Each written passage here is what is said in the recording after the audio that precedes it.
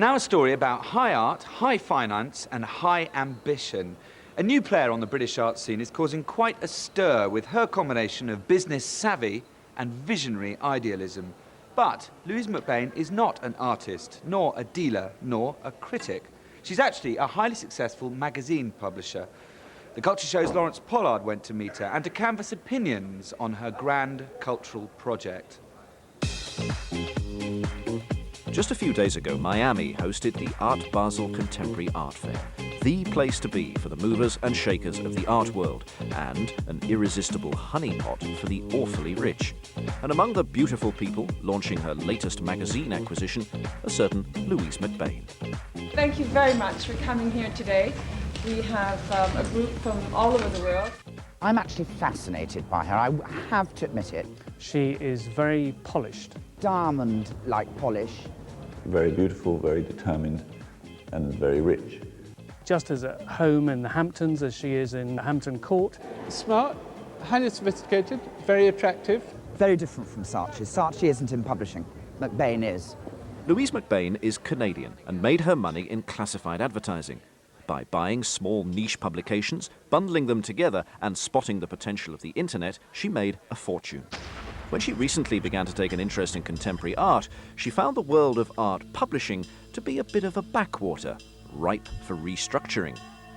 As a collector, I found that the information was totally separate, and to get information about events, to get information about the auction, to get information about anything, it takes so long. So I said, and then I looked at certain magazines and I didn't have the information in the format or as user-friendly that I would like it and as international.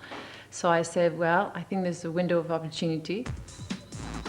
At the moment it's very fragmented. There are hundreds of small titles which haven't really pursued circulation growth or advertising in a very aggressive form up to now. Now we're seeing a new venture which could create a €500 million powerhouse. So Louise MacBain is beautiful, successful, very wealthy and relatively new on the art scene. What's her big idea? Well, she has two of them. Step one, buy up as much of the international art publishing scene as you can, and then step two, use that influence to promote the ideals of your foundation and your vision. More of that later. But first, the publishing. Here are two very well-known magazines. One will tell you who's buying what where, and the other one will tell you the interesting people, the interesting thoughts, and the celebrity interviews. A little bit like Loot and Heat magazine for the art world.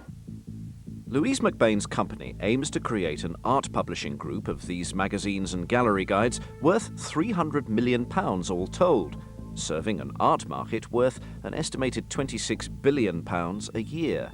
So, do her numbers add up?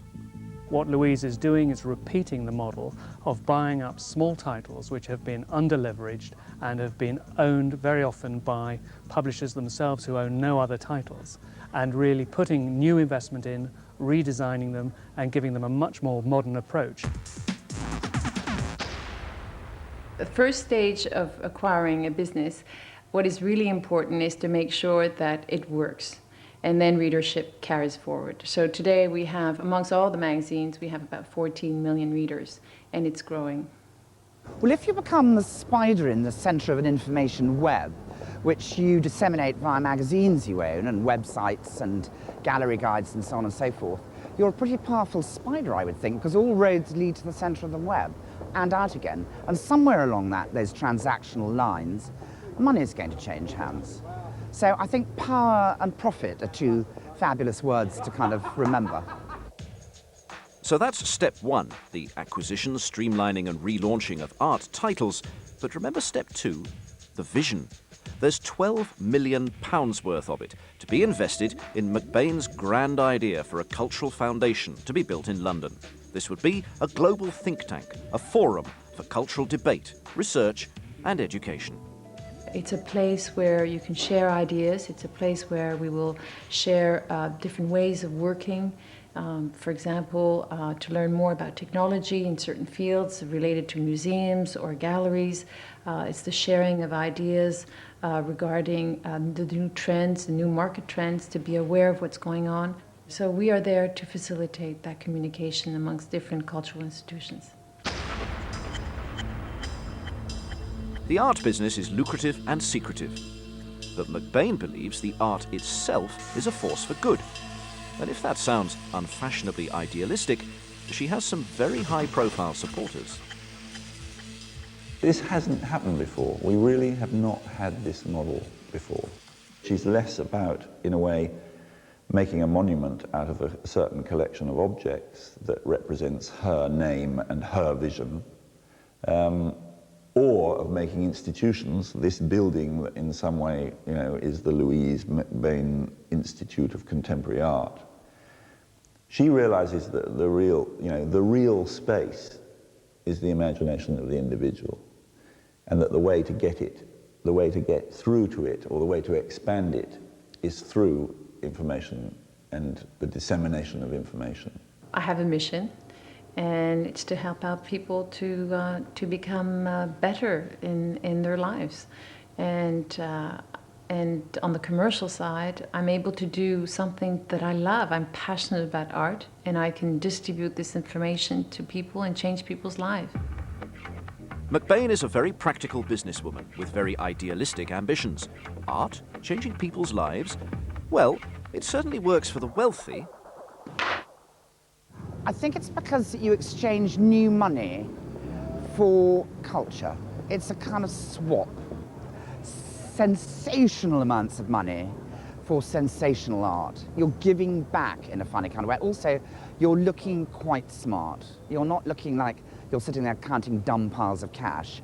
You've got a fantastic picture on your wall, or you have inspired an art performance. And hey, whatever else, it's fun. But Louise MacBain claims she's different. After all, she could be spending £12 million on a personal selection of hip Brit art. Instead, she wants to be a cultural philanthropist. And that's not so fashionable. I think people in this country have lost the sense that you can be very creative with philanthropy. Many of the great museums and public institutions in the 19th century were built not with public money but with private money. We seem to have lost that idea, such that when somebody like Louise MacBain comes along, there's a tendency in this country to regard her with a slight sense of skepticism, that somehow she may be not doing it just for the public virtue, but for private benefit. The truth is, historically, those two things have always gone together. And I have every confidence that she has the capacity to do something of great significance. Her company's on the lookout for more magazines to buy. Her foundation's headquarters is awaiting planning permission in Notting Hill, and her name, MacBain, is on the way to becoming the latest brand in the British art world.